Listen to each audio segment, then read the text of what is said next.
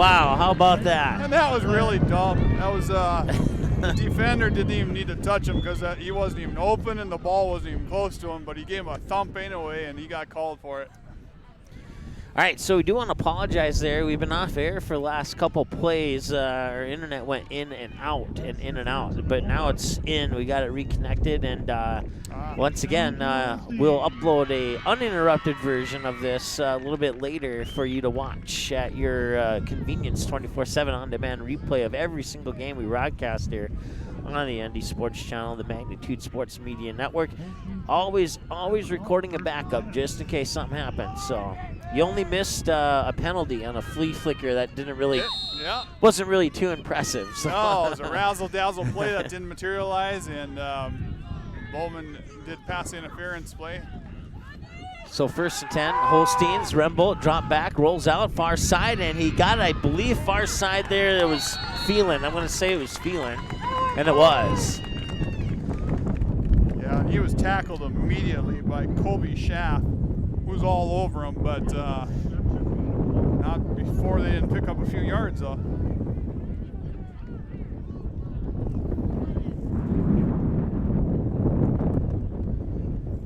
.917 and counting here. It's going to be 2nd down and 9 for the Holsteins. From right around the 32, I would guess is where that one's set up at.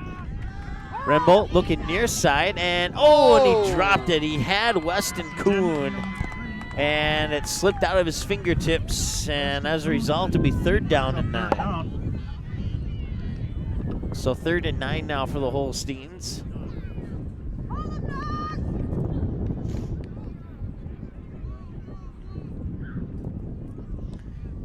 That, excuse me there, I have a frog in my throat apparently, but that incomplete pass will stop the clock at 8:59 to go.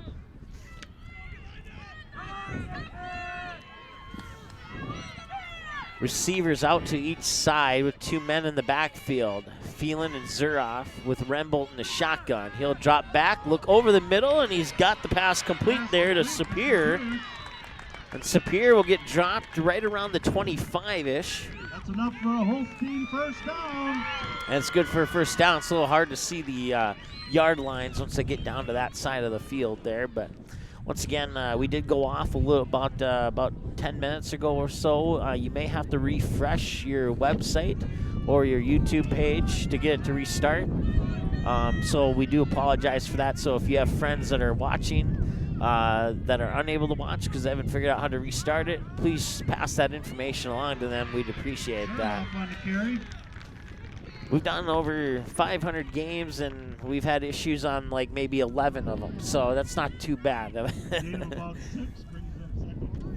So 2nd down and 4 now after that gain of approximately 6 yards, and with 8:12 and counting here in the 2nd quarter of play.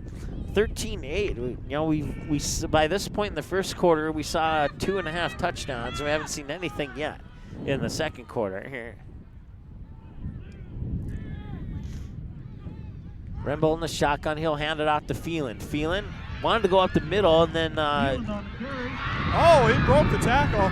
And he got over to the far side there. I don't know what. Inside of right around that 5-yard line area.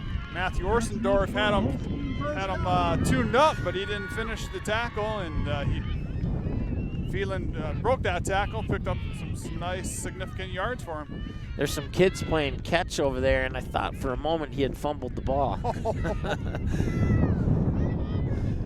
7:31 and counting to go here. 2nd quarter of play. Holstein's knocking on the door. It is 1st and goal from the 4. They'll send a receiver out to the near side. That receiver there is Sapir. Rembolt in the shotgun, a high snap. He'll hand it off, and immediately met in the backfield there was Dawson Zuroff. He was met by, couldn't quite catch the jersey number on that one there. Well, it says 22, but I don't see him on your list. Andrew Narrow. It is Andrew Narrow. Yeah. So it's a loss of 3 and makes it 2nd and goal from the 7 now.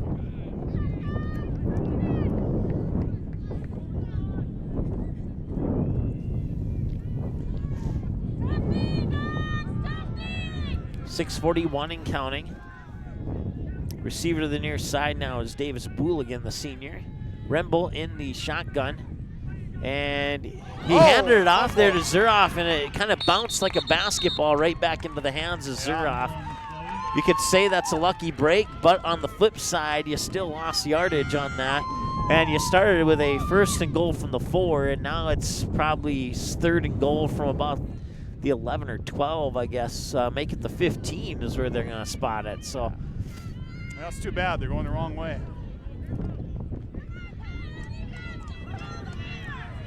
Well, we'll see if the Holsteins here can regroup after a couple of bad plays and maybe punch this one into the if not into the end zone. That's exactly what we're going to do. The corner, and overthrew him, and no flag on the play, and that will result in a 4th down and goal from the 15. Did you consider this wind here? That'd be about a 25-yard field goal if they were going to attempt it. I would suspect that maybe they wouldn't do that. I don't think so. Not considering on the extra point, they barely got it over the field goal post. And then that second one, just the second extra point attempt there was just the wind took it. It's like I remember playing frisbee golf at I can't remember the name of that park, Hillside Park in Bismarck there, and trying to play frisbee golf on a windy day is just very frustrating. So I see a timeout here. I believe it's called by New Salem. And that is indeed the case here. So they're going to talk it over. 4th and 15. And, you know, this is probably a great time to take a timeout here because you're down by, let's see here, my mental math is failing me, 7, right? No, 6. 8 plus 6 is 13, okay. They need a score here, don't they? They definitely need a score here. I guess the other thing you could think of is, you know, maybe gain 10 yards, and if you don't get the 1st down, at least you pin the Bulldogs deep on that end of the field. That's another thing to think about too. And you know, if you take the wind away, then maybe the field goal option comes into the conversation. But I doubt that's one of the things they're talking about right now. So 5:49 to go here. And out of the timeout, it'll be 4th and goal from the 15-yard line here for the Holsteins with 5:49 to go before halftime. All the scoring, if you're just joining us, happened on the first 3 possessions of the first quarter of play. Bowman took down the field approximately 60-some yards for a touchdown. New Salem responded with a touchdown of their own, and then right after the New Salem touchdown, 1 play, time possession 5 seconds, and a 62-yard touchdown pass puts the Bulldogs up 13-8, and that's where we stand right now. Here we go, big play. So we'll see what they do here. They took off the drawing board. Remble in the shotgun, dropping back, looking to pass. He's looking over the middle, and he's going to go to the far side. I think that one was batted at some point. That was batted by number 51, Jackson Fisher. He's a senior defensive tight end. So turnover on downs there, and I'm not sure what they were, because the ball was batted, I can't quite officially say what kind of play they were trying to draw up there, but it was looking like they were trying to get a pass play into the far side of the field there. And had the ball not been batted, it may have had a chance for a reception, but I still think it would have been short of the touchdown. So Swihovic will line up under center, and he's got a receiver to the near side. Swihovic will keep it again, and he will go up the middle, and they'll kind of cut, and he'll get dropped pretty much right away. He maybe gained 1 or 2 on that one, but from our vantage point, a little bit hard to see for sure on how much he gained on that. So far, New Salem is, you know, contained Swihovic from running up the middle too much. He had a couple of breaks, but looks like there's a passing play going to happen here. Yeah, 2 receivers each side, and that's a nice grab there. So he had to get low, and on the reception is Clay Heimer. Yeah, and he'll be pushed out of bounds at about the 34, maybe the 35-yard line.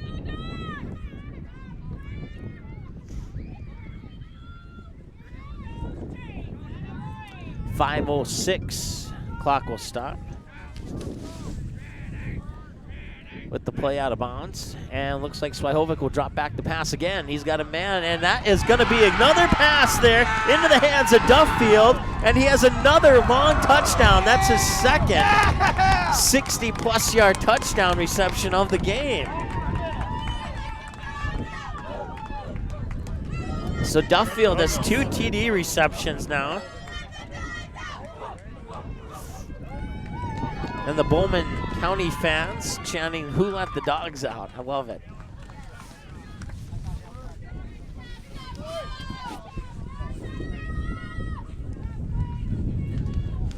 So they'll try for the extra point again. Jackson Fisher, the hold, the kick. That one looks like it's good, and it is. That's a nice kick. Tack one more onto the scoreboard there for the Bulldogs, and now your score here with 4:55 remaining in the second quarter is 20-8 in favor of the Bulldogs. We'll take a 30-second timeout. Be right back. This isn't Madison Square Garden. These drills probably won't make anyone a #1 draft pick. But these players are practicing for something important. While they work on their jump shots, they're also learning teamwork, discipline, self-confidence, how to deal with wins and losses. Skills that will make them winners long after they leave the court. Support high school activities in your community, because when kids take part, they get set for life.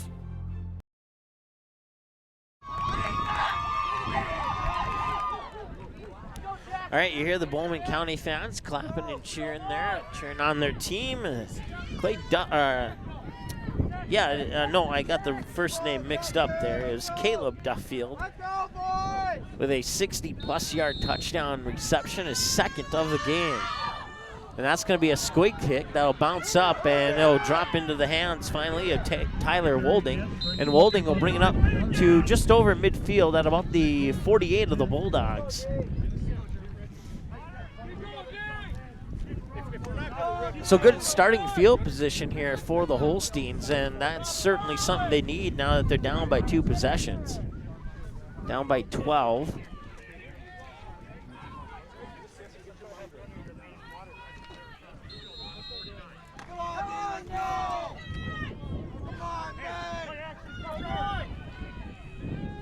So 1st and 10 from about the 48-yard line. Fumble on the play, and it looks like the Bulldogs got it back.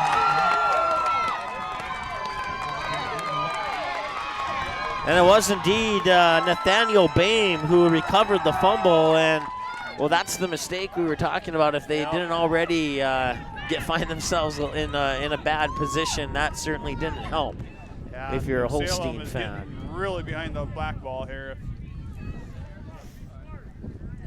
That turnover comes with 4:43 to go here before halftime, and now the Bulldogs will take over at their own 45. Swihovic in the shotgun with 2 receivers to both sides. There'll be another pass play, and Duffield juggled it, did not touch the ground, and he'll be brought down at about the 40, gain of approximately 15 for the junior on the reception there.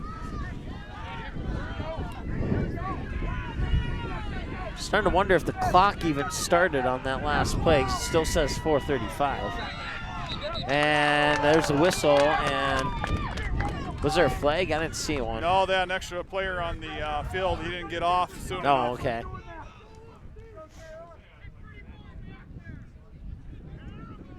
Timeout Holstein. So New Salem will take a timeout, and so will we. We'll take a beverage break and be right back after this here on the ND Sports Channel. North Dakota Softball All-Stars podcast with Tim Howe keeps you up to date year-round on the sport of softball in the state of North Dakota. Coach and player interviews, who's moving on to play college softball, and that, well, guess what? That simply scratches the surface of this Grand Slam softball podcast. A new episode every week during the softball season and every month during the off-season. Listen anytime on demand on the ND Sports Channel, a Magnitude Sports Media Network station.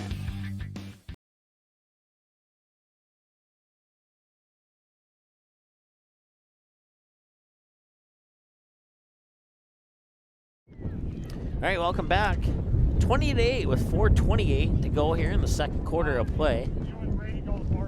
Bowman County Bulldogs leading here on the road against the New Salem Almont Glen Holsteins. Holsteins rated number 3 in Region 4. The Bulldogs rated number 1. And then we'll have later tonight, we'll have the number 2 team, the Shiloh Christian Skyhawks, and the number 4 team, the Dickinson Trinity Titans, just down the road from here at about 8 o'clock Central Time, 7 o'clock Mountain Time. Swihovic will receive the snap. He's looking to pass, and he's going to look down to the near sideline for Duffield again, and he almost made a diving catch, but it went through the fingertips and drops incomplete. And now stop the clock with 4:21 to go here in the second quarter. The ball was just overthrown a hair, and I'm surprised at how open the Bulldogs receivers are. I mean, I'm really open. I'm even more surprised at the amount of completed passes in the wind here. Exactly, true. It's got to be blowing at least 20, but there's no effect on these guys. So this is going to be a quick pass to Duffield. Now he's going to try and get by Dawson Zuroff, but he'll get pushed out of bounds right just on the other side of the 30 at about maybe the 28. Flag on the play. Oh, and I just now saw that flag as you brought it up. So take that pass play off the board. Bulldogs will have to back up and try this again. And coach, as you can see, is calling in the plays. Hand signals. Interesting.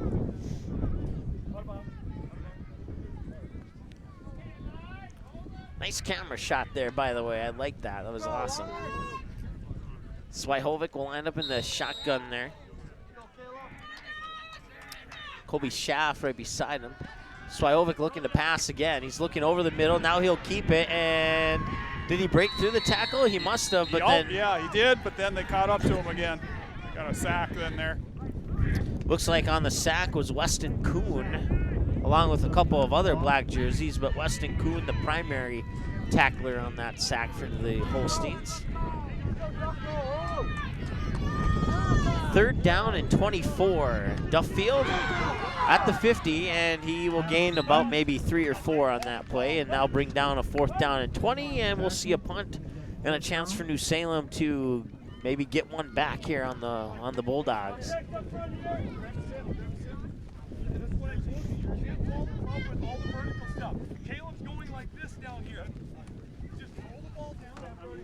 So Osendorf will line up for the punt here. Snap, kick, nice kick. Coach agrees with me, and that one will roll and come to a dead stop, and Clay Heimer will touch up on it and pin the Holsteins back inside their own 20-yard line.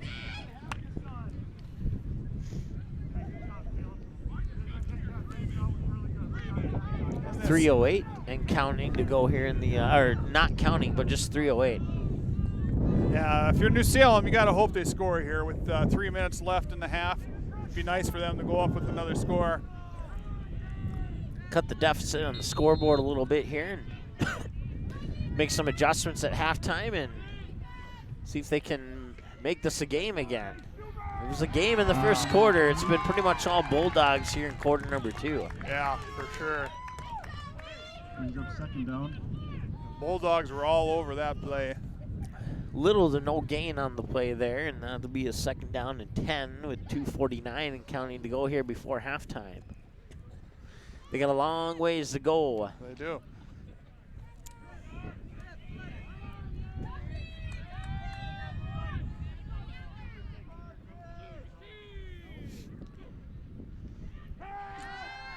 Rembolt dropping back, rolling around. He's going to keep it now instead of passing it, and that's probably a smart move because he was in danger of getting sacked in the end zone, and he had to get out of there, and he may have even gotten a couple. No, I think he didn't quite get back to the line of scrimmage on that one, actually. Yeah, I would agree with you on that, Mike. It was good for him just to tuck that ball down and run.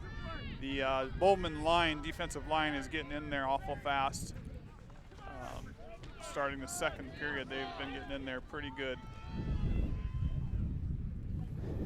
Looks like the ball spotted at about the 18 or 19 yard line. Can't quite see from here, but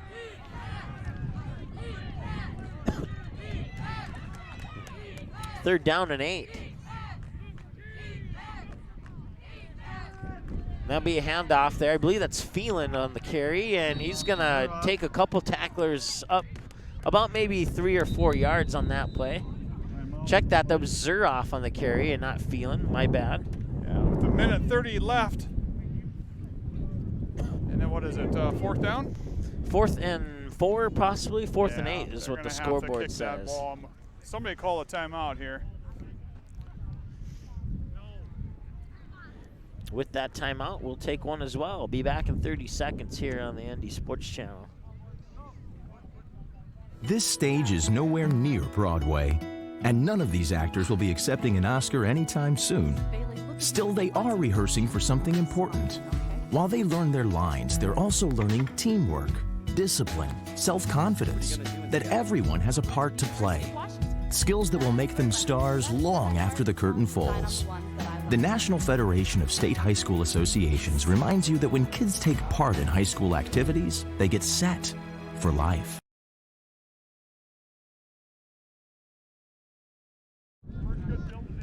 Welcome back. Minute 32 to go here before halftime, and the Bulldogs lead the Holsteins 20-8.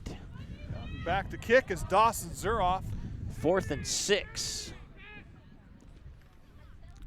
Zuroff will set up. That one is, I think the wind probably got a piece of that if it wasn't partially blocked. And you know, one of the Bowman defenders was in there so quick, and I think it just made him quirky and nervous, and he just got it off his foot weird. But now they'll start out with good field position. Very, probably the best of the season, probably on the field position minute there. 25 to play with. They'll probably come out passing if they want to score, I would imagine. Duffield's been the target so far here. He is. He's a target. A couple of 60-yard touchdown receptions from Swihovic. Whistle on the play, or before the play. And they call a timeout. Someone calls a timeout again. So back-to-back timeouts will allow us to have back-to-back beverage breaks. Back in 30 seconds here on the ND Sports Channel. North Dakota Softball All-Stars podcast with Tim Howe keeps you up to date year-round on the sport of softball in the state of North Dakota. Coach and player interviews. Who's moving on to play college softball and that? Well, guess what? That simply scratches the surface of this Grand Slam softball podcast. A new episode every week during the softball season and every month during the off-season. Listen anytime on demand on the ND Sports Channel, a Magnitude Sports Media Network station. All right, Bowman County Bulldogs on the field there. The cow on the hill covered up by a scoreboard graphic. And Matt was all proud of that camera shot until I told him about that part.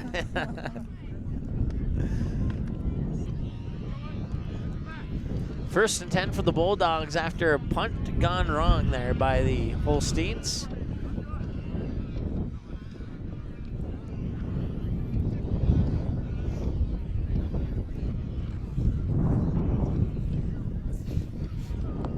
Matt, make sure you tell him you're on. We're going to do things better.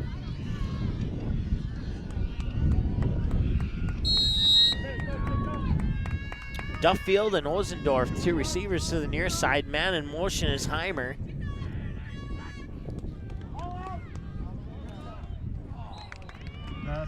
And an incomplete pass will stop the clock with a minute 20 to go here in the second quarter of play.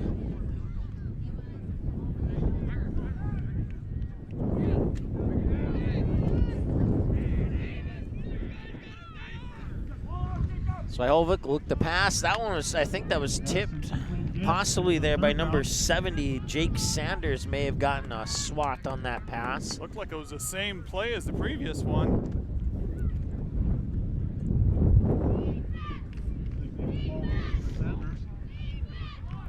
There's the coach calling in the play again. We should learn those hand signals. We should. And we'll know. Then we know what the play is before us.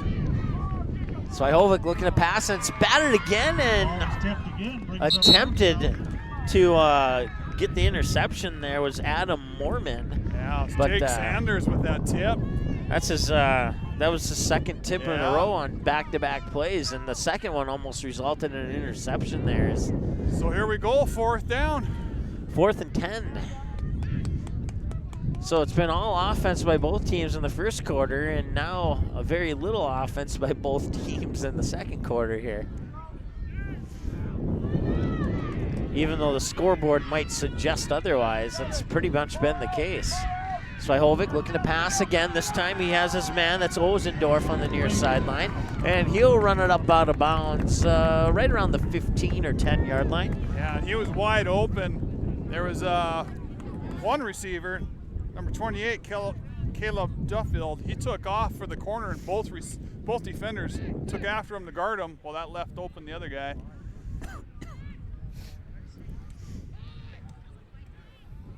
Two receivers each side, including Duffield and Ozendorf on the near side here, with Swihovic in the backfield. And he's going to look, I tried to get it out on the flat there into the hands of Headley, but that will drop, and that will be 3rd down and 10 now. Or check that, 2nd and 10, because I got the first down on the last play. So 2nd and 10, my bad. Two receivers each side, once again, with Headley in the backfield to the right side of Swihovic in the shotgun. 3-step drop, pressure, throws to the corner, and it's tipped and juggled and in and out of the hands there of the intended receiver, Matthew Ozendorf, the senior for the Bulldogs.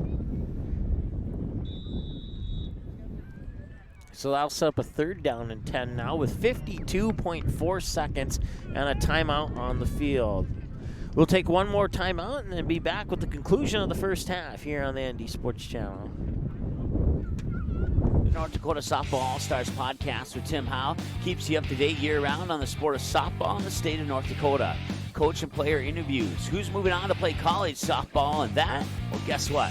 That simply scratches the surface of this Grand Slam softball podcast. A new episode every week during the softball season and every month during the off-season. Listen anytime on demand on the ND Sports Channel, a Magnitude Sports Media Network station.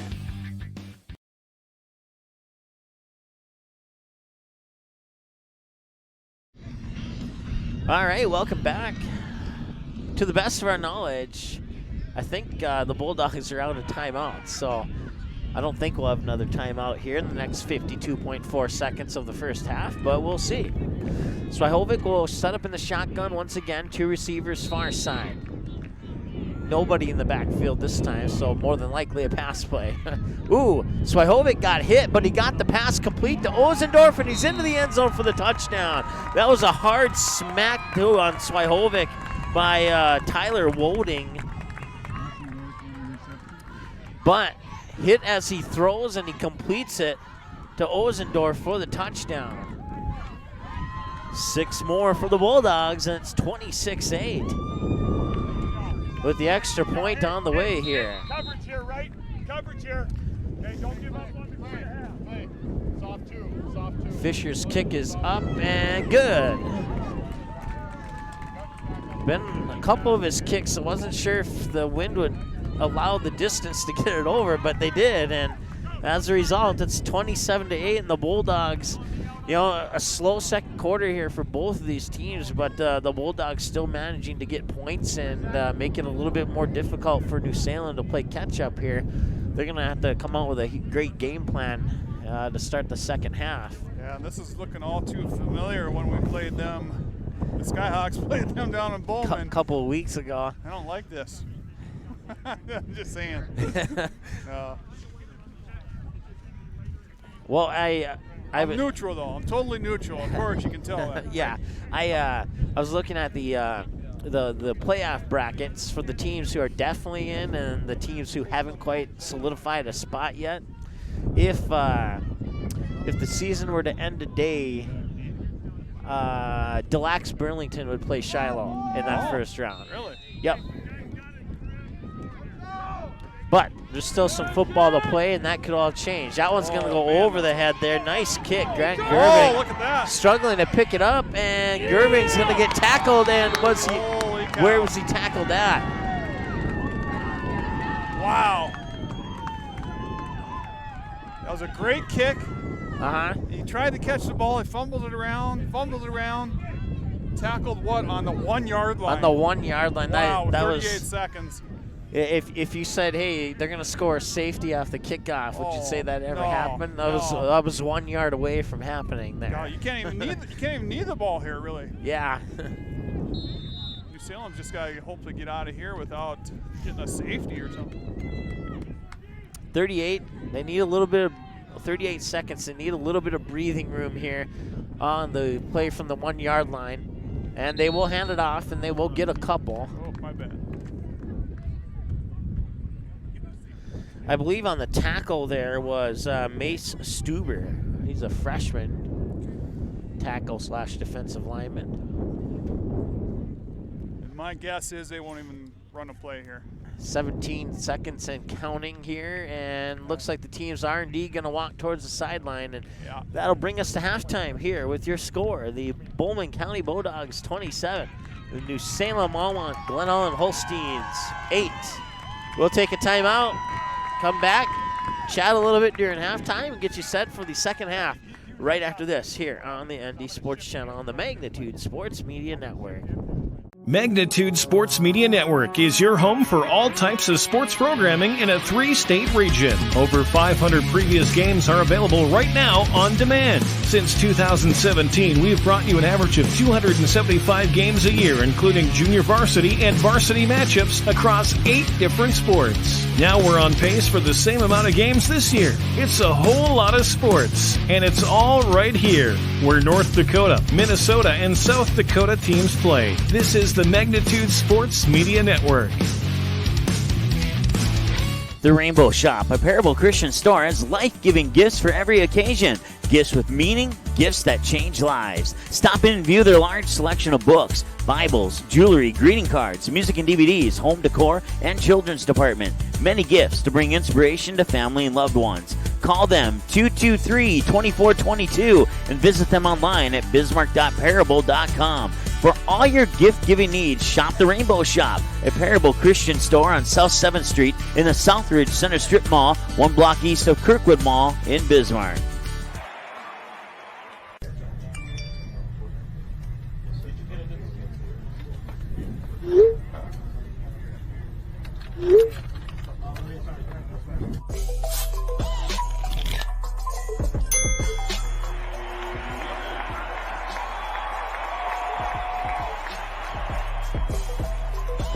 Download Game Time today. School is back in session, so now's the perfect time to get healthy and stay healthy with fall specials at Gateway Pharmacy. Right now, save 20% off select vitamin and mineral products that will help boost your immune system to fight off all those germs. Gateway Pharmacy has extended hours so your family can get those very important flu shots with no appointment necessary. Gateway Pharmacy also offers vaccinations for shingles, whooping cough, and pneumonia. Stop into one of Gateway Pharmacy's 4 Bismarck Van Dan locations, conveniently located inside Dan's Supermarkets. Gateway Pharmacy is a proud supporter of the Skyhawks and wishes them the best of luck this fall sports season. Diamond Academy and Magnitude Sports Media Network are providing a huge opportunity for high school athletes. Player profile videos shine the spotlight on a skill set required for a position in a particular sport. Whether you play softball, track and field, or any other sport, if you're a sophomore or junior, it's time to schedule your video. Most tapings take less than an hour and can save you thousands when a recruiter puts your name in the starting lineup for a college scholarship. For more information, click on player profiles at msportsnet.com or call us at 701-373-1843. The ND Sports Channel and the Magnitude Sports Media Network would like to thank our sponsors for the generous support that they've given to make broadcasts of Shiloh Christian sports possible on the ND Sports Channel. When you call or visit one of these great businesses, tell them thank you for supporting the Skyhawks, and when possible, please patronize the businesses you hear about in this broadcast.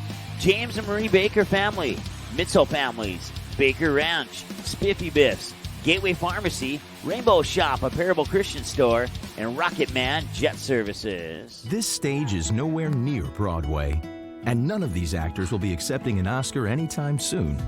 Still, they are rehearsing for something important.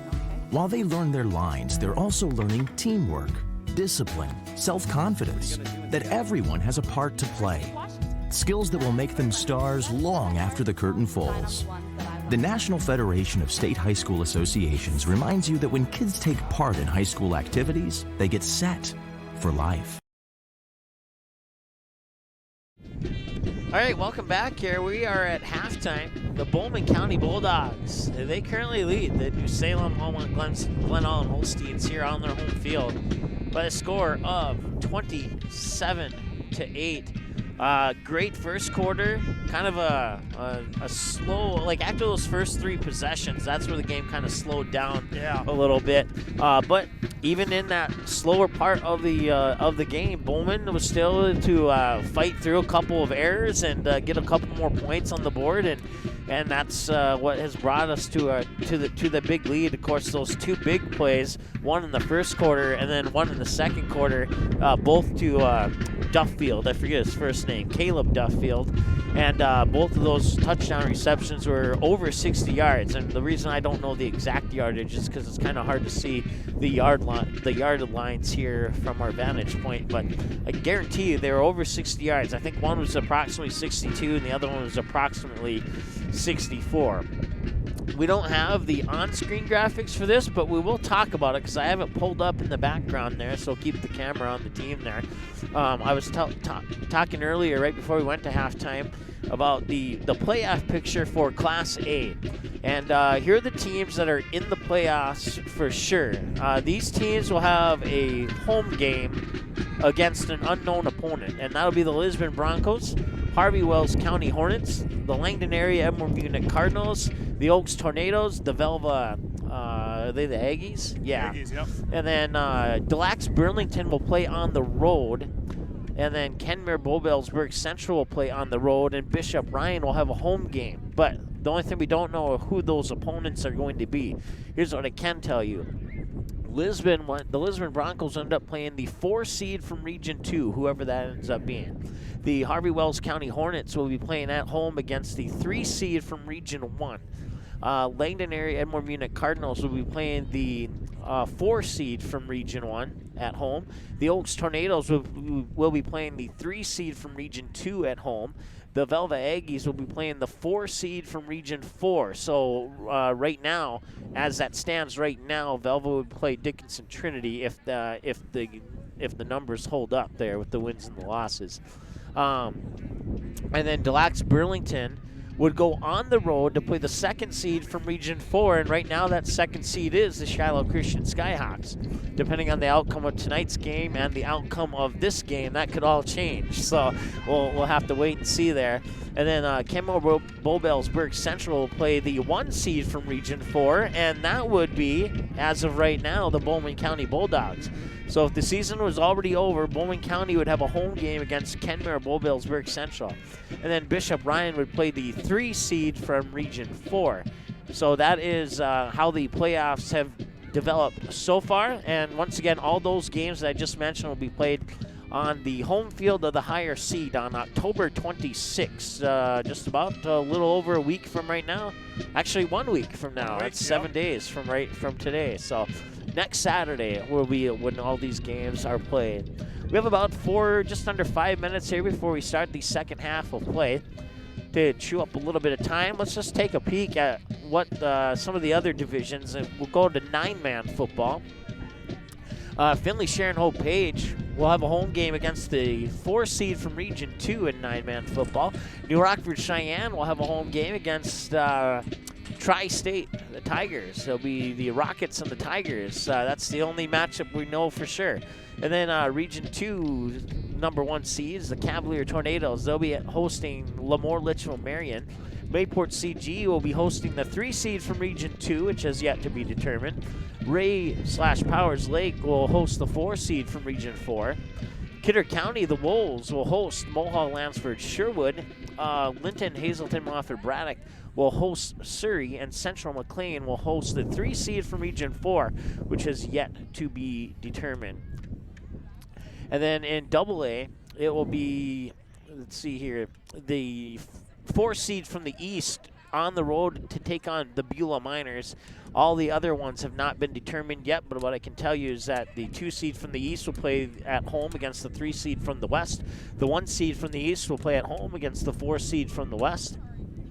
And the 2 seed from the West will play at home against the 3 seed from the East in AA. And AAA, The 1 seed from the West will play the 4 seed from the East. The 2 seed from the East will play at home against the 3 seed from the West. The number 1 seed out of the East will play the 4 seed out of the West. And I can tell you right now that the 1 seed out of the East is a two-way tie between West Fargo Cheyenne and Fargo Davies. And then the West seed, the 2nd seed out of the West will host the 3rd seed out of the East. And right now the 3rd seed out of the East in AAA is the Fargo South Bruins, I do believe. Don't quote me on that, but I think they won yesterday. And if they won yesterday, that means, or 2 days ago, I should say, that means that they are indeed the 3 seed. So once again, we'll go over more of that with some on-screen graphics so you can kind of follow along with your eyes during our next game later tonight between the Skyhawks and the Dickinson Trinity Titans. Final 2 minutes of halftime. Your thoughts on the first half? What do you expect out of these two teams in the second half, Matt? You know, I think we'll see a lot of the same. When we went down to Bowman, when the Skyhawks went down to Bowman, it was all Swihovic running up the middle. Every play almost, just bam, bam, bam. This game, he's passing all the time, lots of passing. And I think what I see is New Salem has got so many guys up in the box to protect that run. That's why Hovek is so known to do that. They leave the receivers open. The receivers are kind of doing some routes. They're doing some getting past their safeties and corners and getting wide open targets. I don't know. I'm not a professional or anything, but it seems like that's what it is happening, and I suppose that'll continue. I don't know. What's interesting is it's so windy. It's got to be blowing 20 miles an hour, but that doesn't seem to be affecting their ability to pass or their wanting to even pass. Yeah, exactly. Or the ability to receive the receivers to catch the pass. So. And New Salem, boy, they just, that first quarter they were moving the ball good, but they just kind of, every time they come out, they seem to be a little flatter each time. A little bit of air taken out of them, and it seems like they're wearing down, and their spirits are low, and I don't know what they need to do to get back into it here. Well, hopefully the coach said something, and we'll see if they can battle back here in the second half. I would suspect that if the Holsteins can indeed get something going here, that they might be able to catch up and make this thing interesting. But I don't see Bowman County taking the foot off the gas either. So New Salem, Almont, Glen, Ullin is really going to have to step it up here. Otherwise, the Bowman County is going to come away with a win in this one here at the end. So that's our final first half thoughts. We'll take a 30-second break, come back with the second half kickoff right after this here on the Andy Sports Channel. This stage is nowhere near Broadway, and none of these actors will be accepting an Oscar anytime soon. Still, they are rehearsing for something important. While they learn their lines, they're also learning teamwork, discipline, self-confidence, that everyone has a part to play. Skills that will make them stars long after the curtain falls. The National Federation of State High School Associations reminds you that when kids take part in high school activities, they get set for life.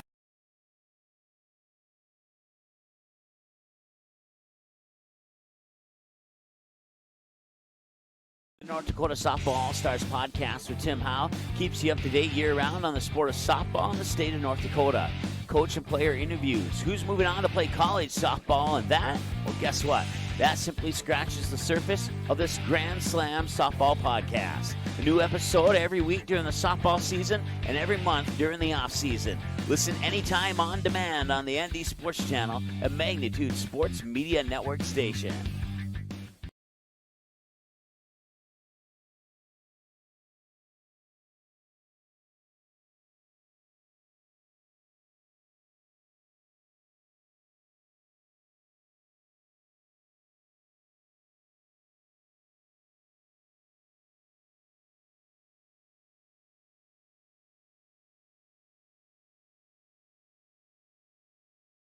Good sportsmanship. It will carry you further in life than sports.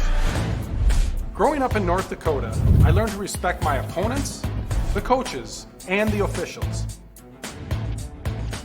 The values of fairness and teamwork carried me to the highest level in my sport and allowed me to live my dream of playing football in the NFL. It doesn't matter if you're on the stage, the playing field, or in the stands.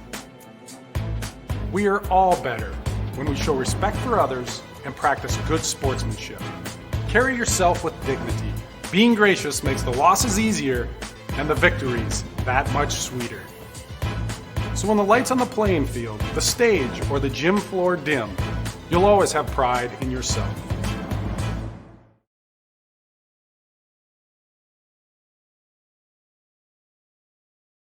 Magnitude Sports Media Network is your home for all types of sports programming in a 3-state region. Over 500 previous games are available right now on demand. Since 2017, we've brought you an average of 275 games a year, including junior varsity and varsity matchups across 8 different sports. Now we're on pace for the same amount of games this year. It's a whole lot of sports, and it's all right here, where North Dakota, Minnesota, and South Dakota teams play. This is the Magnitude Sports Media Network.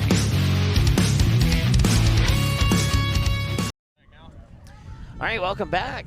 Third quarter of play is about to get underway here. When we left, we said there's 30 seconds, but they tacked on a couple more minutes to the halftime clock, which I am okay with, and gives us a chance to relax a little bit more here. And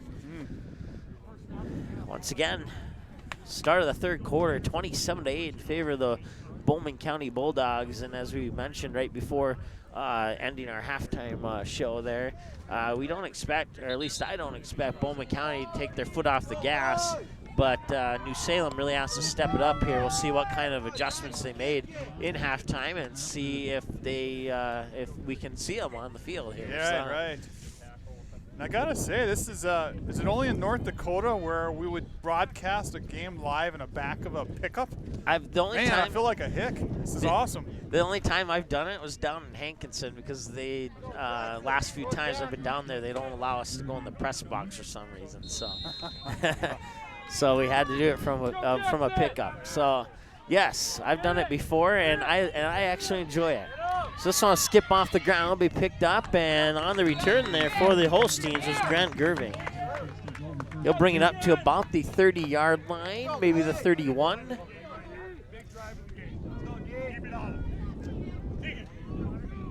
And I don't know if you heard that, Matt, but or if our listeners heard it through the crowd mic, but head coach for the Bowman County Bulldogs said, here, this is the biggest drive of the game. We need to hold these guys. Yeah, it is. So Holsteins will break the huddle, come up to the line of scrimmage, send a receiver out to each side, 2 men in the backfield there with Rembold working out of the shotgun here. I would suspect we're going to see a lot of passing, and Rembold will drop back to pass, and he's got Phelan, and he gets tackled right away. And it's good to bring the ball up to about the 38, 37, gain of about 6 or 7 on the play. Officially a gain of 6, 2nd and 4, 11:35 and counting to go here. So far, so good on the first play of the second half for the Holsteins. We'll see if they can keep it going as they'll send out to the near side here. That is Tayden Superior, the receiver. And they'll hand it off this time to Zuroff, and he'll cut through the line, and he'll gain about 3 or 4. So slowly but surely, they're making positive yardage here as they sneak it up just shy of the 40 at about the 39. So you set up a 3rd down and along 2.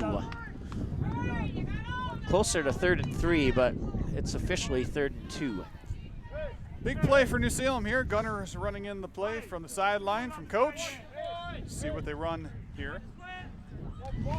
He'll deliver that message to his teammates. They'll break the huddle, send a receiver to each side.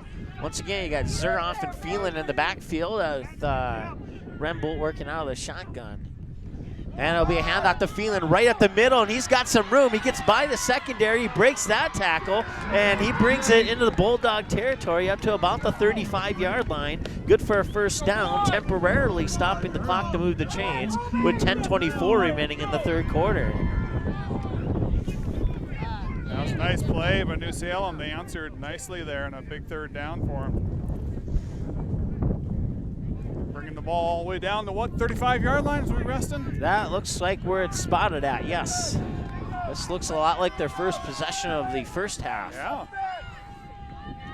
Rembo will work out of the shotgun once again, similar formation here, and he's looking to pass, and he's going to that far sideline. No. That one, the wind got it a little bit, and it was intercepted by Tucker Strand. I could tell by the time, right away when he let that go, it was just not even going to be close, but. He was, he was going to the receiver, obviously, but he was. I honestly think the wind had a little bit of effect on that. Yeah, the wind's blowing from the west. It carried that ball. It was hung up there. You know, Gunner's a young quarterback. He's going to be a great quarterback, but he's a young quarterback. He's a sophomore, and yep. Yeah, that one stings a lot right now here for the Holsteins. We'll see if they can recover from it here, and maybe their defense holding the Bulldogs on this possession, but we'll see. So Ihovic will work out of the shotgun, and he will roll out to his right, still rolling to the right, still looking to throw, and he's going to throw it out of bounds. 9:46 is where the clock will stop on that incomplete pass. Third quarter of play. Just like the first half, they came out. They're coming out throwing the ball, aren't they? So Ihovic did do the runs up the middle for the first few plays of that first half, but like you mentioned on a couple of occasions, New Salem has figured that out, and as a result, they're passing. Yeah. We have not really seen. I can't remember the last time the Bulldogs handed the ball off.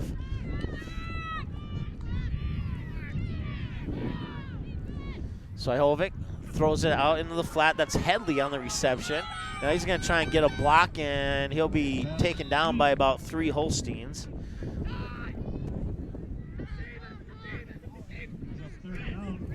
One of those 3 Holsteins was Colin McGrath, number 65. One thing I do notice with Bowman, do you notice every time they do a play, they do it to their own side of the field, their own? Not to bring it up, I noticed it, but I was not paying attention to that detail. Every play comes to this side. So Ihovic with the quarterback keeper, and he's going to gain about 6 or 7 on that play there. Sneak it up close to the 25.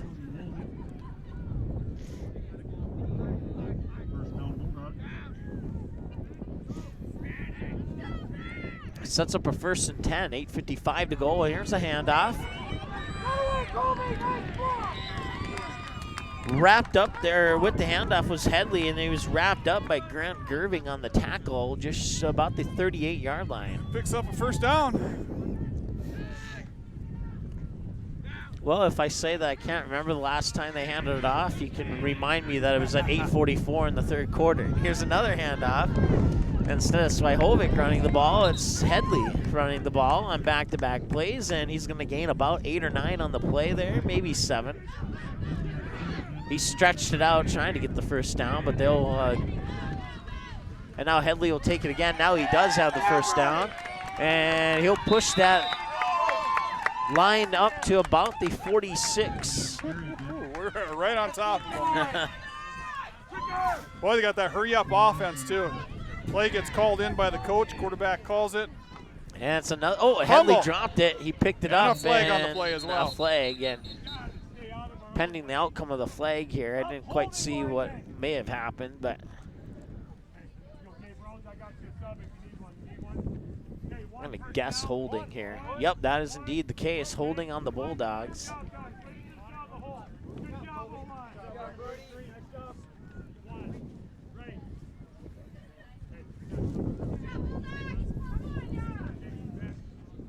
Holding on the Bulldogs. And it's a 10-yard holding penalty on the Bulldogs. Sets up a 1st and 20. Nice catch there by the official to put the flag back in his pocket. And I think that snap skipped off the ground, but he still got it into the hands there of Osendorf. And Osendorf breaks through the secondary, down the near sideline, into the end zone for the touchdown. No flags on the play, and it's 33-8. On another, that was just shy of 60. I think that was closer to 55, but Another long touchdown reception. Yeah, that's why Holvik's stats are going to be strong and gold. His passing stats. Holy cow. So that'll stop the clock with 7:49, 33-8 to go. Jackson Fisher, the kicker. And that was blocked. That was blocked there by Lane Dupont, a junior for the Holsteins. That's the second, or is that the third? I know it's the second unsuccessful extra point. It might be the third one now. But, you know, if you're going to score touchdowns, I suppose you can sacrifice a couple extra points with a lead like this. Yeah. So. Wow, 33-8 now, huh? That is correct. That was 7:49 to go. Hey, good job. Way to run the football, son. I'm proud of you. Hey, what do you think about Some nice encouragement here from the coach. Can you kick that guy out on a right tray heavy? Oh, yeah. Kick him out like if we ran through, we can see that. Well, Shiloh fans may want to study the film here on the conversation. We got the crowd mic right on the Bulldog sideline here. We didn't intend to do that, No. but it might, I don't know. Presented itself, possibly. I don't know.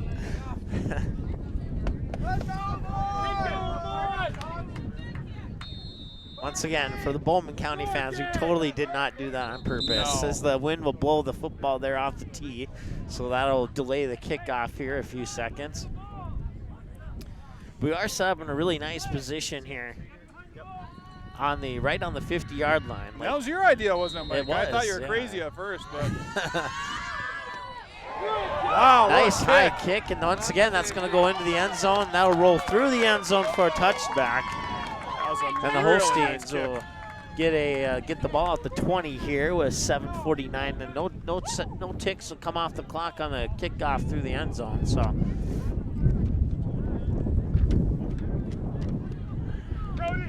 Holsteins still have life if they can score on this possession. If they do not, that could be game over for New Salem. I've seen a lot of things happen, but it'd be a while if last time I saw a comeback from about a 33-8 deficit was about 3-4 years ago. So might be due for another comeback here. Is Phelan trying to work it around, and Swihovic along with Osendorf, a couple of the players on the tackle there on Phelan as he brings it up to the 40. Good for a first down.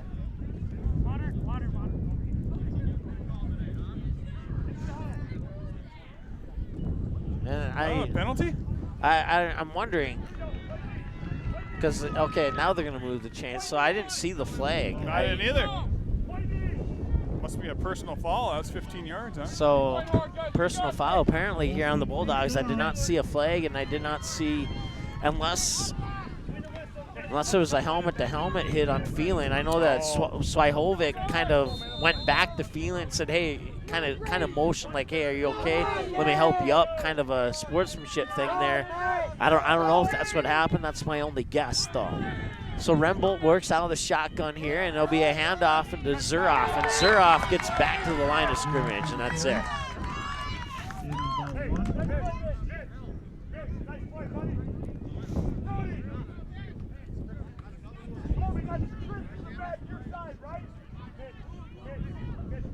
.707 and counting to go here in the third quarter of play. Receiver out to the far side is Gerving for the Holsteins as Rembolt works from under center this time. And it'll be a pitch into the hands of Phelan. Phelan will go to the outside, and he'll gain about maybe 3 on that play. Sets up a third down and 7 approximately. And that's what they have on the scoreboard too, is 3rd and 7. So 6:23 ticking here in the third quarter of play. Mike Mason with you here on the ND Sports Channel alongside Matt Mitzel. on commentary and doing an excellent job on the camera. At first he didn't believe me, and then people started texting Matt saying that he should believe me. It's another handoff. Or no, I'm sorry. Zuroff will get the reception, hurdle over one defender, and then he'll meet about 5 white jerseys there, and Swihovic along with Mitch Stuber, a couple of those Bulldogs on the tackle there. Good for a first down for the Holsteins, and well, they're moving the ball, and like I said, they need to score on this possession if they're going to stay in this game.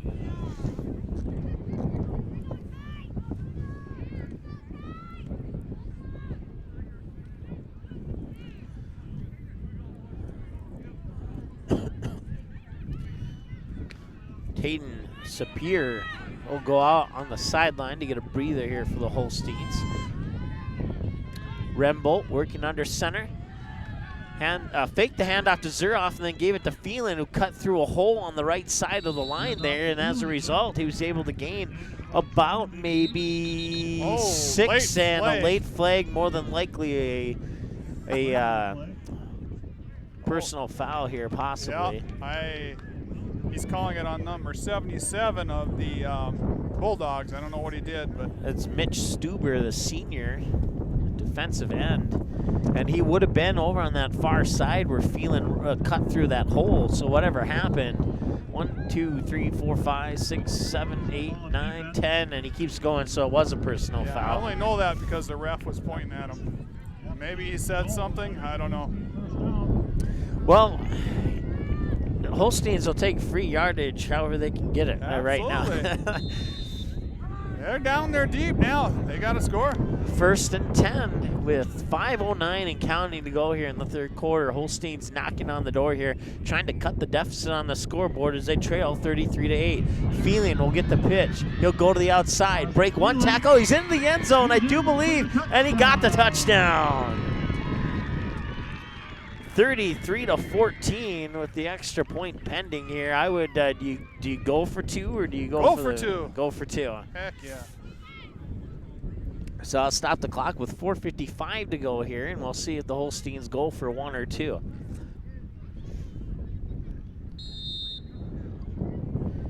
Holsteins could definitely a confidence booster here, and it'd be even more of a confidence booster if they can get a big defensive stop and maybe get another touchdown before the end of the third quarter here.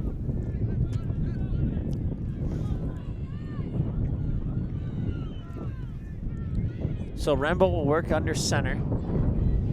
Hands it off to Phelan again, and Phelan tried to go to the right side of the line. He maybe got 1 or 2. He got it. Yes, he did. He got it. 2-point conversion. 33-16, and all of a sudden, the lead's almost been cut in half. They're only down 17 points now. So with 4:55 to go, the Holsteins get a touchdown, and it's 33-16. Back in 30 on the ND Sports Channel. North Dakota Softball All-Stars podcast with Tim Howe keeps you up to date year-round on the sport of softball in the state of North Dakota. Coach and player interviews, who's moving on to play college softball, and that, well, guess what? That simply scratches the surface of this Grand Slam softball podcast. A new episode every week during the softball season and every month during the off-season. Listen anytime on demand on the ND Sports Channel, a Magnitude Sports Media Network station.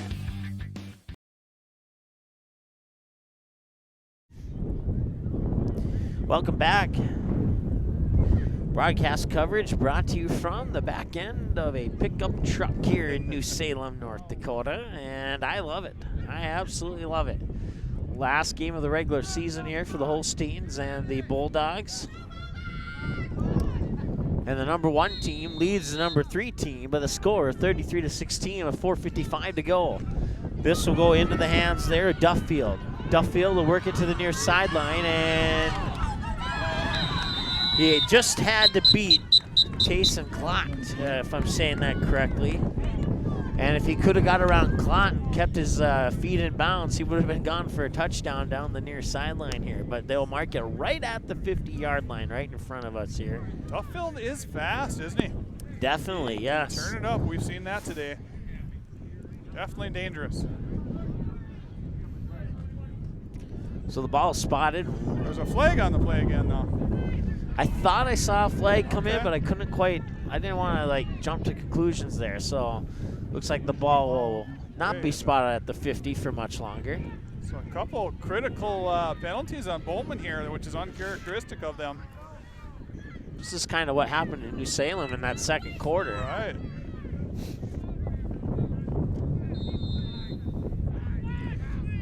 Sun kind of behind some clouds here. Makes it a little bit cooler. That'll be a handoff. I think that's Duff Field. Oh, No, fumble, check that. It's stripped it. fumble. It's picked up, and the fumble was recovered there by Tyler Wolding, the freshman. Yeah, they stripped that right out of there.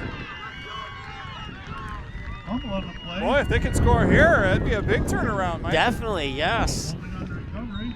That's a Holstein first down. Let's see here. It looks like possibly Alan Hines, a freshman, looked like he was struggling there with looks like he'll be okay. Looked like he was holding his stomach, like maybe he had a stomach cramp or something, but in the huddle there. But nearly some movement there by Bowman. And that'll be a handoff. Zuroff right up the middle, and he'll take some tacklers with him, a good 7 or so yards on that play. And Yeah, New Salem's got some life here. They're coming out with a little more aggressiveness, like we've seen in that first quarter of the game. before the penalty was called, the ball was spotted at the 50. That's the closest the ball has been to that side of the field for quite some time now. 4:04 and ticking. High snap, handoff, and met right away in the backfield there. Caleb Phelan was tackled by Nathaniel Bain. I don't know how a line, defensive lineman can get in that quickly. It's like quarterback just touched the ball and he was on. Yeah. Holy cow. I don't know if the high snap had anything to do with the delay in the handoff, which maybe allowed him an extra second, but even without the extra second, he still got back there as quick as you've mentioned. So Goodness. He's a nose guard too, so quick kid. I thought he faked the handoff to Zuroff. Now he throws it far side, and it was Sapir, the intended receiver. Yeah. He had it right on the numbers to him, too. And He was looking he took his eye off the ball, anticipating the hit. I saw him turn his head. He was anticipating the hit. When he did that, he took his eyes off the ball and dropped it. Right, hit him right in the numbers. And that would have been a nice game there for the Holsteins, too, if he could have just taken that, gotten his hands around that pass and pulled it in. But so now we're sitting at fourth down and about 6 yards. 6 yards. Yeah. Yep, 4th and 6. 3 minutes in the third quarter. Big play. Receiver to the near side here is Sapir. He was on the far side on the last play. And Bowman jumped, and instead of 4th and 6, it's going to be 4th and 1. And now that's probably going to change the call on the play here. Unless it's, no, it'll be a 5-yard penalty.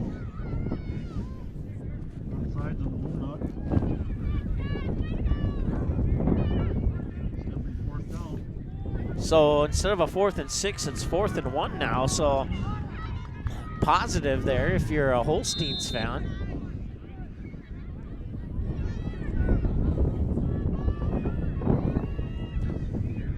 Last time we were here, there was no snow in the background. There was plenty of rain, though, wasn't there? Oh, yeah, Lightning. That's right. I forgot about that. Handoff, and once again, getting met in the backfield there was Phelan. So Bulldogs defense answers with a step-up play. All the New Salem needed was a yard, and they lost a yard, I believe. Brendan Rasmussen was the primary player there in on the tackle, along with a couple of his teammates for the Bulldogs there. And as a result, turnover on downs comes with 3:06 to go here in the third quarter of play. And now the Bulldogs, they haven't done much this third quarter here. We'll see if that changes on this drive. Zwojovic will get the snap, looking to pass, avoids the pressure, rolls, shakes one, shakes the second tackle. Now he's going to come to the near side, and he's got room to run and one man to get around. He's out of bounds and right in front of us here. Nice recovery play, you could say, as he was pressuring the backfield, and he had to shed 2 tackles. And then he broke loose and came to the near sideline for a huge gain, and out of bounds play will stop the clock with 2:52 to go here in the third quarter of play.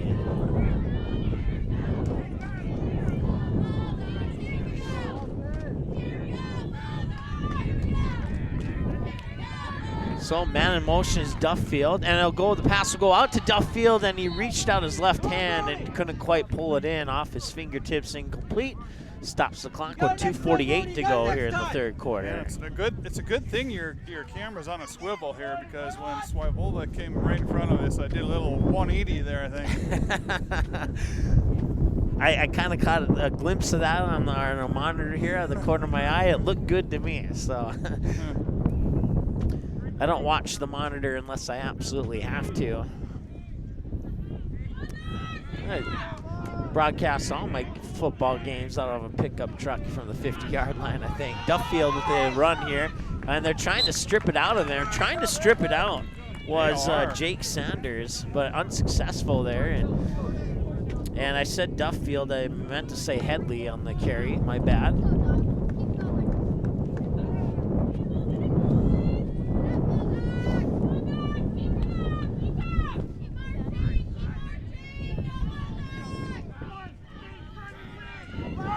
So just shy of midfield, 49, and Swihovic will keep it. Run up the middle, and he got the first down and a couple more yards. He is very, very explosive, very fast. I can see why he gets all those yards. Seems like we're practically right on top of him, but you can really see how quick and explosive. So we haven't seen Swihovic do that since the first quarter. You know, they've passed the ball enough. They said, hey, let's try it again. And, well, it worked that time. We'll see how many more times it works. Swihovic, 3-step drop, fires near side. He got into the hand of Ozendorf. And Ozendorf trying to break tackles, but loses his balance and steps out of bounds right around that 30-yard line.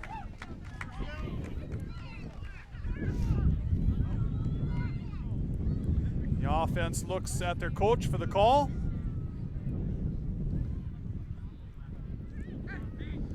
And it does indeed look like they'll place the ball just on this side of the 30-and-a-half-yard line, if you want to be specific.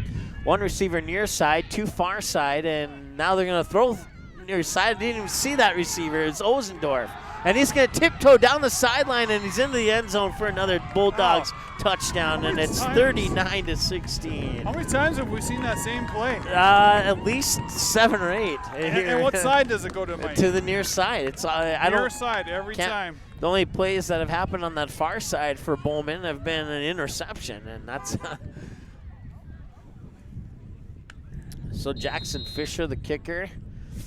Snap, hold, kick is up, and this time it's no good. It went wide right, just a little bit right of the upright there, and that's the third missed extra point here by the Bulldogs in this game.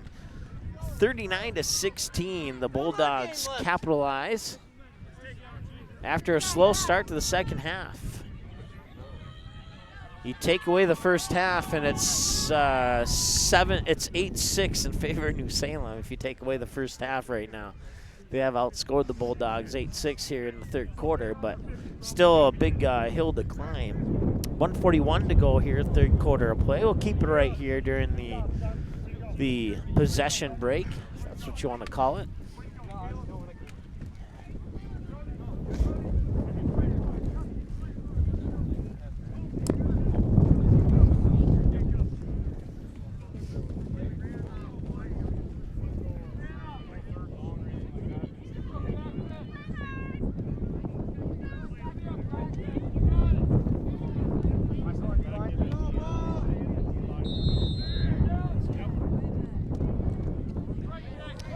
All right, kick is off. This time it will not go over the head of Gerving. Gerving will probably get forward momentum up to the 20-ish or so. Wow. 57 degrees, a sunny sky, wind out of the west, north-northwest at 8. Check that, not 8, but 18 miles per hour. There may have been once where we thought there was an 88-mile-an-hour wind, but it's only 18 according to the forecast here. So, minute 33 in the third. So Rembolt this time will work out a shotgun. And it'll be a handoff. I think that's Zuroff. We'll see if it's a 1 or 4. It was indeed Zuroff on the carry, and he'll sneak it up for a gain of about 1. Not much on that one, though.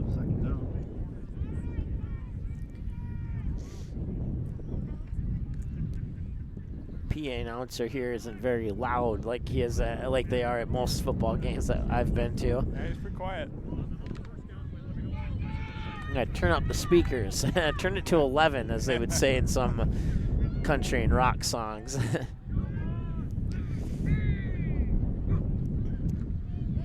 He's gonna look to pass over the middle, and that one, there's a flag on the play now. I don't know if there was a hit in the backfield. I was looking at the receiver. On the far side, the intended receiver there was Weston Kuhn, and let's see what the flag's about. I'm going to guess it's a late hit on the quarterback.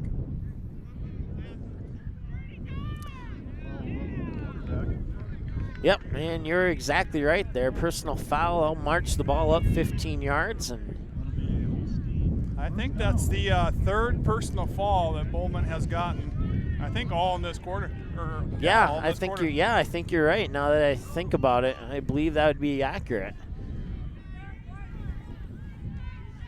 Just under a minute to go, 43.4 seconds to be exact here in the third quarter of play.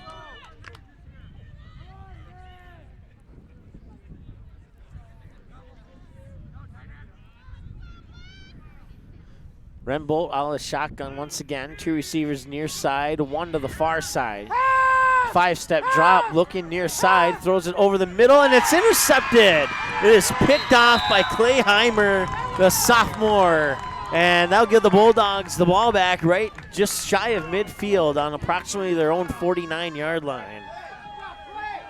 Yeah. I don't know what to say. That was just not a very good pass, but you know, he's trying, right? Yeah. He's trying. Well, like you said earlier, he's the wind's certainly not helping, but No, he's it doesn't help either. You take the wind out of it, and I bet you he has 0 interceptions this game. That's right.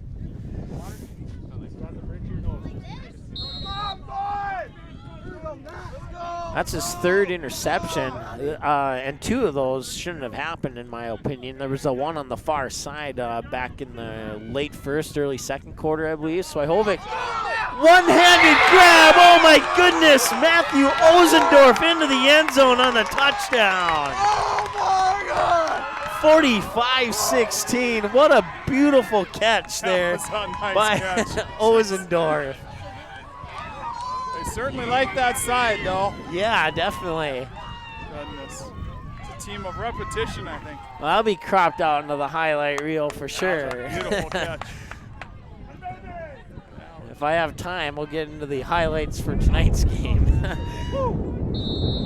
So the wind's picked up on this one here, and that kick is once again, oh, that one went through. I thought it was going to be a wide right like the previous one, but not the case. So 46-16, and it's a 30-point lead. So in about 24.9 seconds here, we'll have a running clock if New Salem doesn't score to start the fourth quarter. Wow. I've seen some good catches, but I've never seen one that close up before. That was excellent. I love that. That was a nice catch. It's Matthew Olsendorf, that nice catch. Senior down there in Bowman. Boy, nice senior leadership with that catch, huh? Yeah, definitely. Didn't we see another catch similar to that one when we were here in the game with Shiloh? Yeah, down that was this near Braden sideline. Keene. Yeah. Yeah, it was a juggling pass. I think he was juggling it for about 5 yards before he brought it in. And he scored a touchdown on that one, right? Yeah.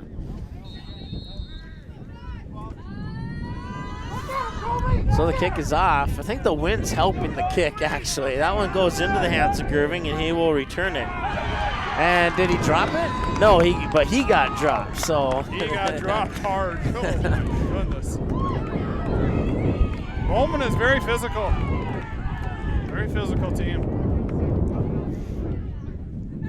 19 seconds remaining here in the third quarter. Once again, we'll have a running clock in the fourth quarter unless New Salem scores here in the next 19 seconds.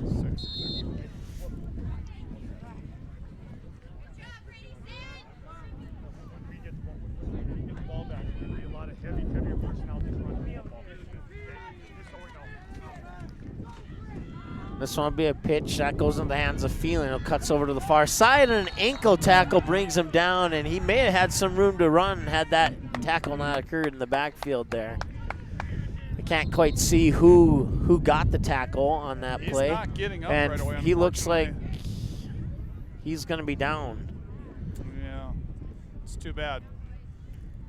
He's a good player, Yeah. a junior wide receiver / free safety for the Holsteins, and with that, we will take a timeout here due for the injury, and we'll come back and give you an update here in a little bit. Good sportsmanship. It will carry you further in life than sports. Growing up in North Dakota, I learned to respect my opponents, the coaches, and the officials. The values of fairness and teamwork carried me to the highest level of my sport and allowed me to live my dream of playing football in the NFL. It doesn't matter if you're on the stage, the playing field, or in the stands.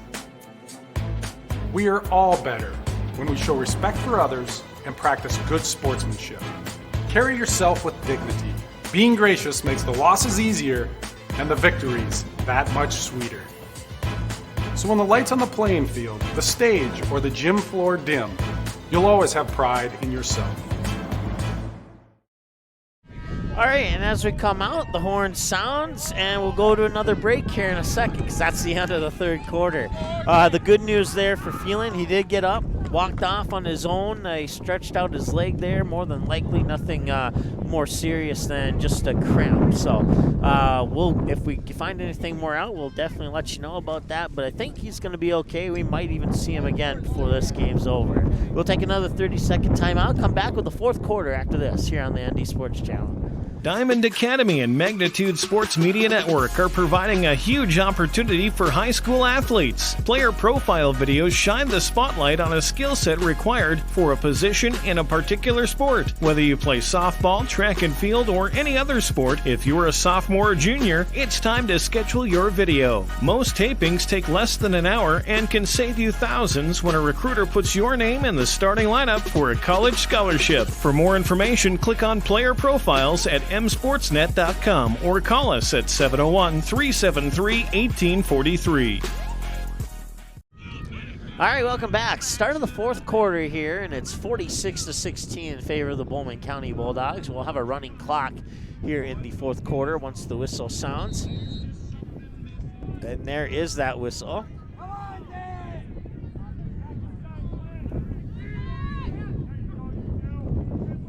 And it'll be a handoff, and coming out to the near side here is Taylor Wolding, and he'll gain about 4 or 5 on that one. And the clock will continue to tick. 11:47 and counting to go here. Third quarter of play. Bulldogs have had the Bulldogs have had 4 touchdowns of 55 yards or more in this game. The most recent, a beautiful one-handed grab by Matthew Osendorf on the near sideline here, and he was able to secure it and take it in for the touchdown.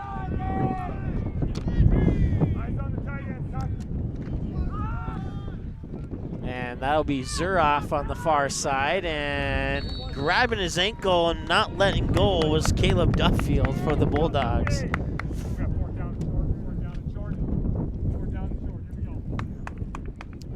So it's 4th down now. It's about 4th and 2 approximately. Maybe 4th and 3 is probably more accurate.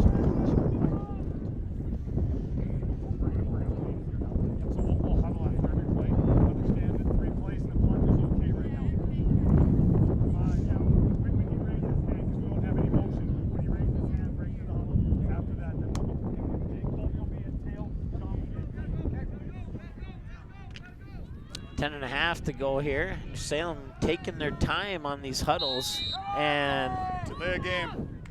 Oh, they call a timeout before the delay a game. And that's the only time the clock will stop is on a timeout or an injury. That's the only 2 times the clock will stop, or a change of possession after a score. After a score. So timeout on the field will allow us to take a timeout as well. I'll be back in a moment. Diamond Academy and Magnitude Sports Media Network are providing a huge opportunity for high school athletes. Player profile videos shine the spotlight on a skill set required for a position in a particular sport. Whether you play softball, track and field, or any other sport, if you're a sophomore or junior, it's time to schedule your video. Most tapings take less than an hour and can save you thousands when a recruiter puts your name in the starting lineup for a college scholarship. For more information, click on Player Profiles at msportsnet.com or call us at 701-373-1843. All right, a little bonus plug there for our friends at Diamond Academy. Once again, punt here. And calling for the fair catch at about the 41 for the Bulldogs there is Duffield. And I gotta say, I'm interested to see if the play of the Bulldogs continues on the right side or if it goes to the left side now, since the sideline's on the left. Ah, gotcha. Yeah, hey, yeah. I'm kind of studying this here.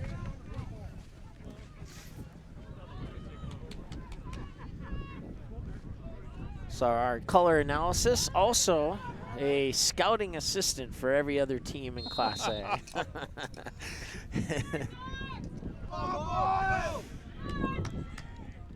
Svihovic under center will hand it off. And they'll run it right up the middle. Not sure who had the run. If I had to guess, it was Headley. And my guess was correct. It appears Bulldogs are in a different formation, kind of a formation to run the clock out. My guess was incorrect. It was actually Colby Schaff.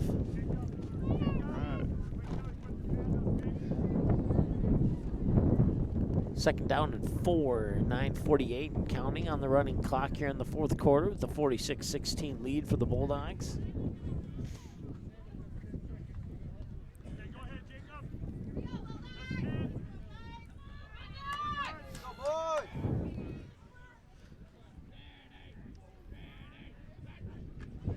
And it'll be a pitch and a whistle, and I think that, there's the flag. I see it on the far side there. And it's going to be called on the Bulldogs. 2nd and 4 will turn into a 2nd and 9 for the Bowman County Bulldogs here.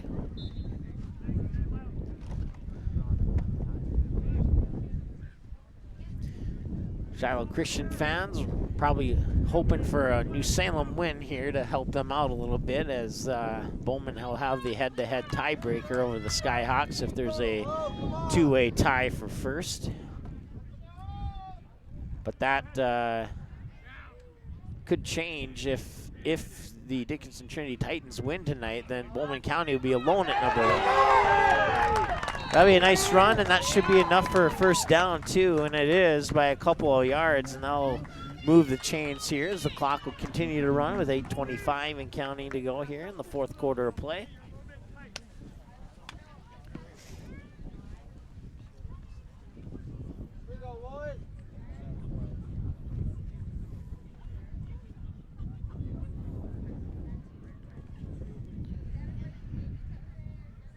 First and 10 from, looks like just outside the 45.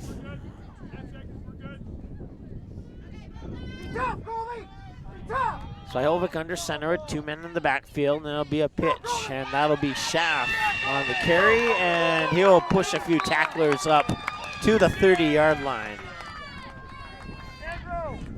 check that, the 40-yard line. I'm getting 10 yards ahead of myself here. Looks like the 39 to be more pinpoint exact. 7.5 to go now.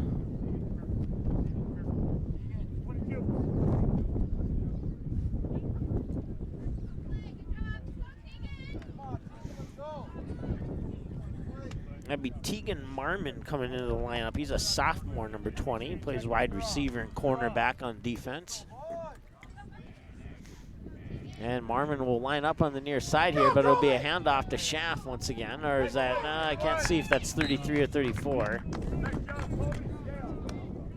And I was correct, it was Schaff for a short gain here. So, like you said earlier, Matt, running the ball here, just trying to chew up the clock is pretty much what they're doing. And while they're doing a great job of that, this quarter's gone by very, very quick so far. Already over halfway into it. Or no, actually I take that back, about 40 seconds shy of being halfway through it. Watching you, 57.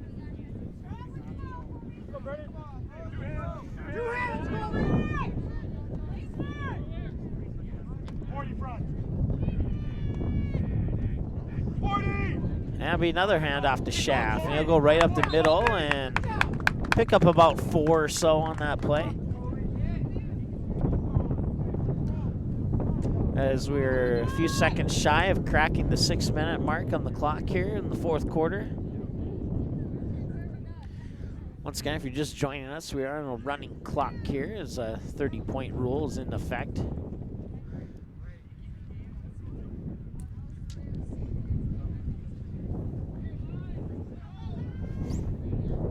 5:45 and counting to go now as the Bulldogs break the huddle, go out to the line of scrimmage with Sajhovic under center there, and another handoff, a little pitch handoff there to Schaff, and Schaff will gain about 3 or so on that particular play before he's wrapped up primarily there by Davis Booligan, the senior for the Holsteins. A couple of other Holsteins on the tackle there would include Weston Kuhn and one other. I couldn't quite catch the other one.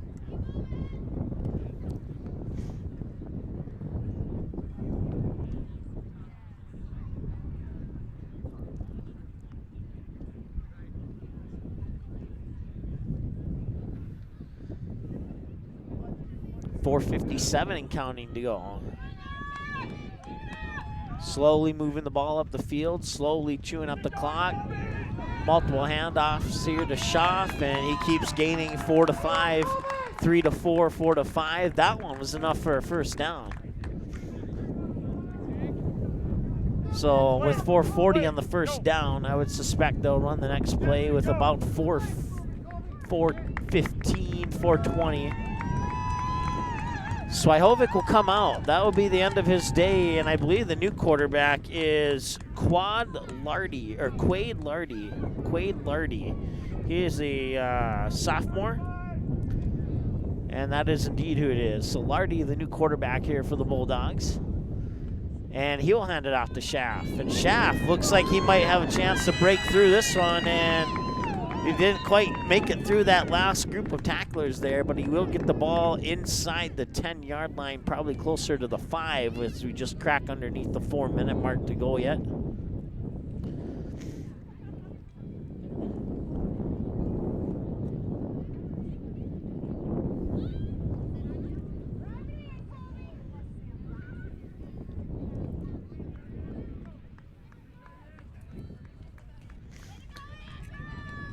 Mace Stuber and Grant Keys will come in to play on the offensive line here for the Bulldogs now. And it'll be another handoff to Schaff, and Schaff is into the end zone for a touchdown. It'll be a short run of about, it was a 3-yard touchdown run according to the scoreboard, and that makes the score 52-16. So some of the secondary players here for the Bulldogs coming into play now.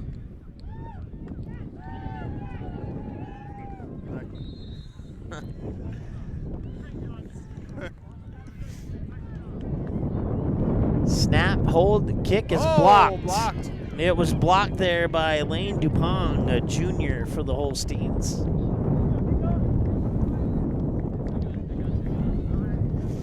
So remain 52-16. The clock will stop with the change of possession after a score. They ate a lot of time off the clock that possession. Yeah. Which was their goal.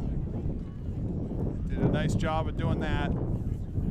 2 minutes, 35 seconds left in the game. 52-16. Also coming into the lineup for what I believe is the first time is the junior Luke Kordowski, if I'm saying that correctly. And if I'm not, I do apologize to the Bulldog fans watching. Well, if you're a Bulldog fan, you're pretty happy with this outcome here. Yes. You would suspect that this matchup might be a little bit closer, but New Salem, with those two matchups that we thought would be close ones, they couldn't quite get the job done in those two. And but I mean, they're still a very good team, so they could be a threat for sure moving forward. Another nice kick.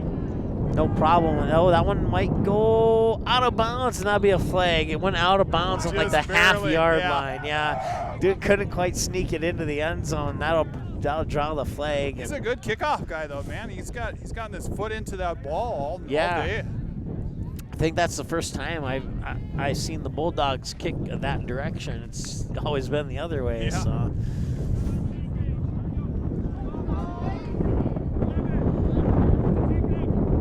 So I'll bring the ball out to the 35-yard line for the Holsteins.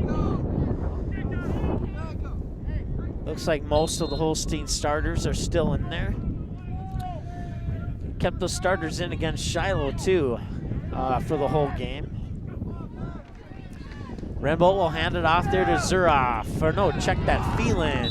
Phelan will gain probably enough for a first down. Yep, they sure will. Yeah! Or no, it'll be a little short, I guess. Nope, now they are moving the chains, so 2:14 and counting to go here. I don't know if the clock stops at a 2-minute warning with the running clock or not. I guess we'll find out in 5 seconds from now. I don't think it will.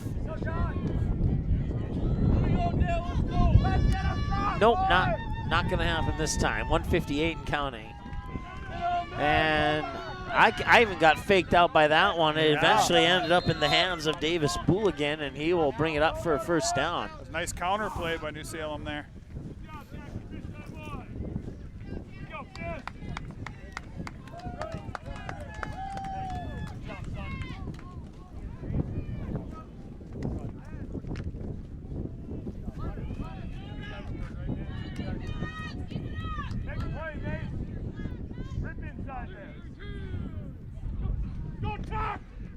That'll be another handoff to Phelan, who almost lost it, but was able to regain control at the last second there, and he's brought down after a gain of about 2 or 3. Dale Skalicki brought him down. Nice tackle. Picks up 2 yards on the play, be 2nd down and 8. 2nd and 8 with 60 seconds to go. We'll see if the Holsteins can punch in one final score here. Rembolt will work under center this time. They got a new guy in the backfield. Oh, no, we don't. And Zuroff's going to drop that one. Now he's going to have to come back the other direction. And that play just went totally wrong there for the Holsteins. Yeah, everything went wrong, did go wrong. 37 seconds to go here. Good job. Good job, you guys. 30 seconds to go, and we're off to Dickinson, eh, Mike? Yes, looking forward to that one. We got 4:10, so it's 3:10 in Dickinson, so we got plenty of time. 14 seconds to go, and I'll hear some clapping here in about 10 seconds. I don't think they're going to run another play. No, Nope. they're not going to run a play. That's going to bring us to our final score here in 2-1-0, and that is your final. Your final score, the Bowman County Bulldogs 52 and the New Salem Almont Glen Holsteins 16. We'll take a short timeout. We'll come back with an abbreviated post-game show. We'll pack up and head off to Dickinson in a few minutes here on the ND Sports Channel. I'll be right back. Magnitude Sports Media Network is your home for all types of sports programming in a 3-state region. Over 500 previous games are available right now on demand. Since 2017, we've brought you an average of 275 games a year, including junior varsity and varsity matchups across 8 different sports. Now we're on pace for the same amount of games this year. It's a whole lot of sports, and it's all right here, where North Dakota, Minnesota, and South Dakota teams play. This is the Magnitude Sports Media Network. The Rainbow Shop, a Parable Christian store, has life-giving gifts for every occasion.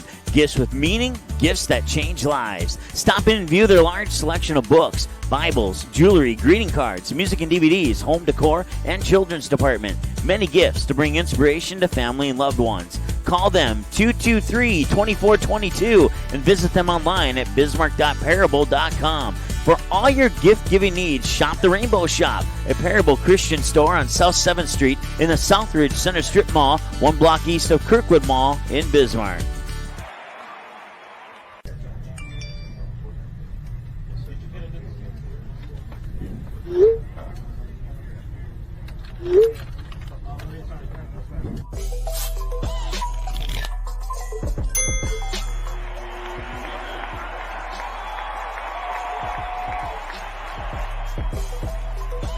Download Game Time today.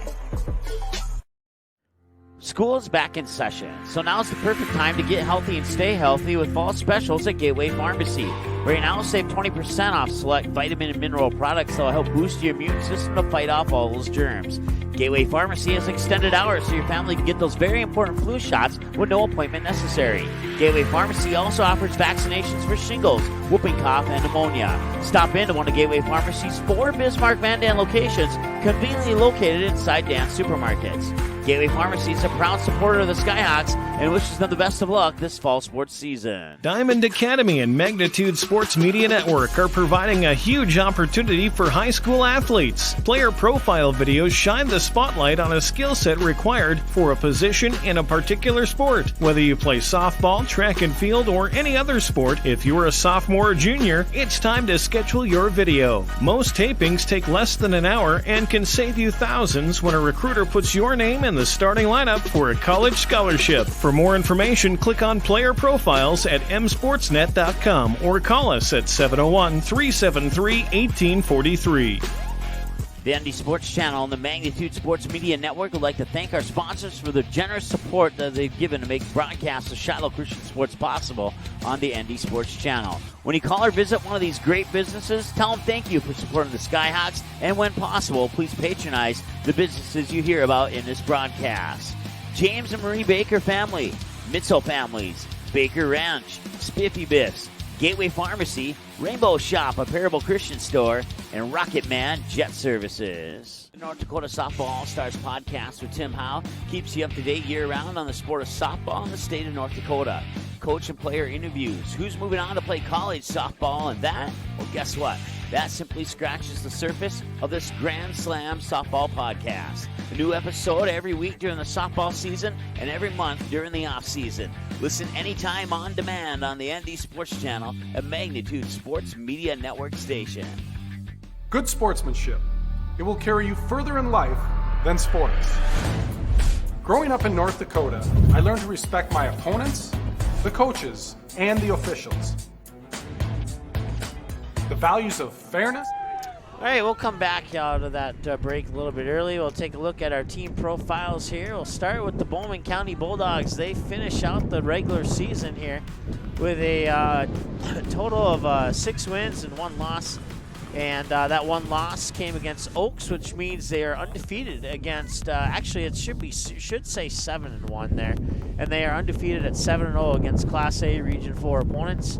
And let's see here, why is that not updated? Let's take a quick look here and figure out why. There we go, now it should be updated.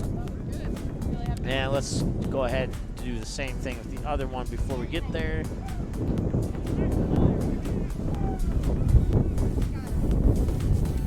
All right, there we go. Yeah, 7-1 overall. They're 5-0 at home, undefeated against Region 4 opponents. They outscored their opponents this year 255 to 69, compared to 442 to 123 last year. and with the 54-16 win here over the Holsteins today. For the Holsteins, they finish out the regular season on an overall record of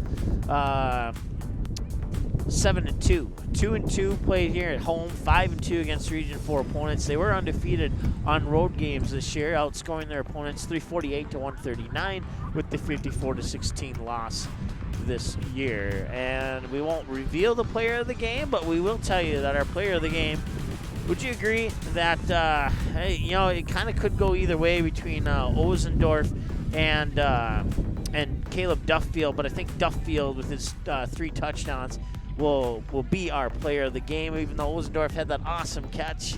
I'd love to give him honorary mention for that play alone. I agree. Yeah, I right? agree. I think you nailed it. So that'll be our player of the game, Caleb Duffield. 3 touchdown snags and an awesome day here for the Bowman County Bulldog fans. I want to say thanks to a few of the parents for the Bulldogs for helping us out with some name pronunciations. It's always appreciated. And if you go to our website, you can check out our stream schedule, and you can see that we're not done yet.